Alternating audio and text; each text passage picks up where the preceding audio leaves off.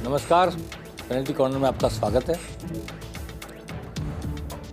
कहते हैं सफलता के 100 स्वामी होते हैं और असफलता अनाथ होती है। अब विधानसभा चुनाव हुए, राज पलटा, भाजपा सफल हुई, तो तांता लगा हुआ है भाजपा ज्वाइन करने वालों का।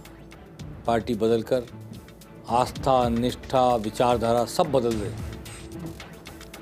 20-20, 30-30 साल तक एक पार्टी में आप रहे, पार्टी ने आपको विधायक बनाया, सांसद बनाया, जिला प्रमुख बनाया, क्या बनाया, क्या कुछ नहीं दिया, कोई विषय नहीं। बस आपको आज टिकट नहीं दिया या राज 5 साल इस पार्टी का रहेगा। ऑब्वियस है, पाला बदल के आने का सिलसिला जारी है।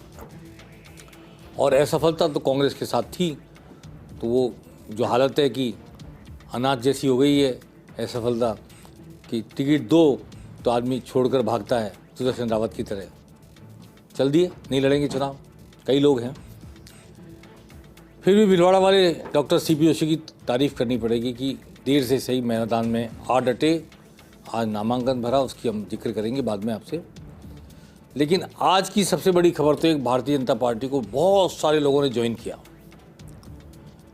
और ज्वाइन करने वालों में शंकर पन्नू शामिल हैं, जिनको मेरे को याद पड़ रहा है कि शायद जिला प्रमुख भी रहे हैं गंगानगर के, सांसद भी रहे गंगानगर के। शंकर पन्नू ने आज बीजेपी ज्वाइन कर ली। पिछली बार वो बीकानेर से कांग्रेस के प्रत्याशी थे अर्जुन मेघवाल के सामने, उससे पहले गंगानगर के सांसद थे। इसके अलावा जो दूसरी ज्वाइनिंग इंपॉर्टेंट है जेपी चंदेलिया की। जेपी चंदेलिया आईएएस अधिकारी थे, इस्तीफा दिया उन्होंने कांग्रेस से चुनाव लड़ने के लिए, विधायक बने पिलानी से, 5 साल विधायक रहे कांग्रेस के, आज बीजेपी में। फिर और आगे बीजेपी में बहुत सारे लोग, हालांकि वो बीजेपी के थे पहले पूर्व में।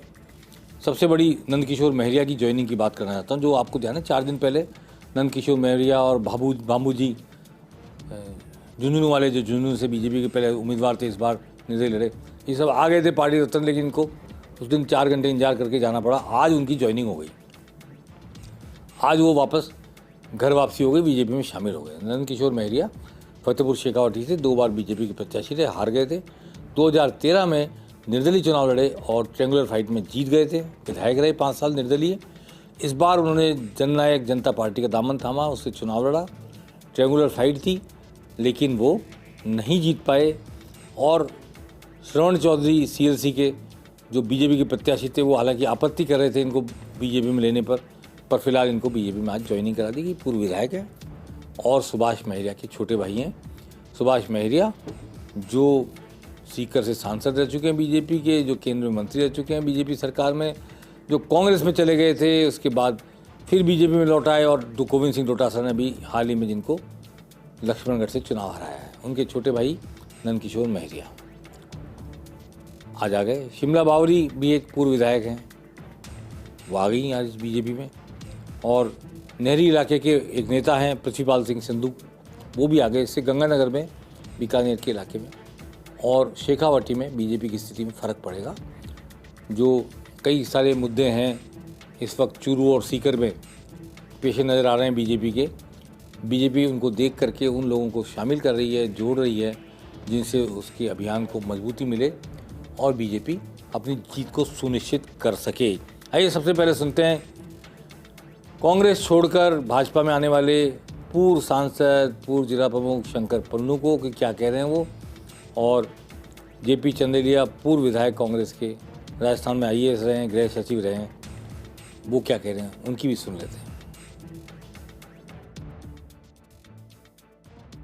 इसमें 55 वर्ष से सेवा करते हुए मैंने बहुत खूब काम किया, परंतु कार्यकर्ताओं की अनदेखी और वहाँ पर पार्टी नाम की कोई चीज नहीं है, एक गिरोह है, और वो गिरोह जो है अपने इच्छा से काम करता है, उनको कार्यकर्ताओं की कोई जरूरत नहीं है। एक ही परिवार को टिकट मिलती है। मैं लगभग 14,000 वोटों से पिछली बार विधायक के लिए पिलानी से चुना गया, उसके बावजूद भी मनमाने ढंग से टिकट काट दिया गया। हम अनुशासन प्रिय लोग हैं, हम चुपचाप बैठे रहे, लेकिन आज जब ये माहौल देखा कि ये कांग्रेस के कार्यकर्ताओं की कांग्रेस खुद अनदेखी कर रही है, हमने बीजेपी ज्वाइन करी।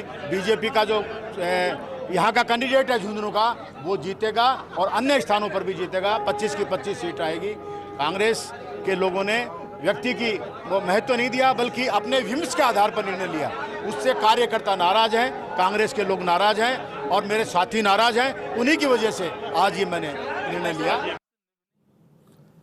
तो साथी नाराज हैं, कांग्रेस के लोग नाराज हैं, इसलिए नेता कांग्रेस छोड़कर बीजेपी में आ रहे हैं और बीजेपी की जीत सुनिश्चित करने का काम करेंगे।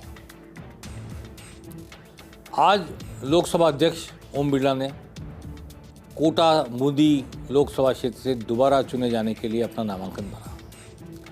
उनके नामांकन में मुख्यमंत्री भजनलाल शर्मा और प्रदेश अध्यक्ष सीपी जोशी भी शामिल हुए। किरोड़ीलाल मीणा भी वहाँ गए आज, राज्य की कैबिनेट मंत्री, जिनकी मौजूदगी वास्तव में बहुत मायने रखती है। आइए देखिए किस तरह ये नामांकन भर रहे हैं। नामांकन भरने के बाद इनकी सभा हुई, बड़ी विशाल सभा हुई और उन्होंने किस तरह बातचीत की, सुनते हैं।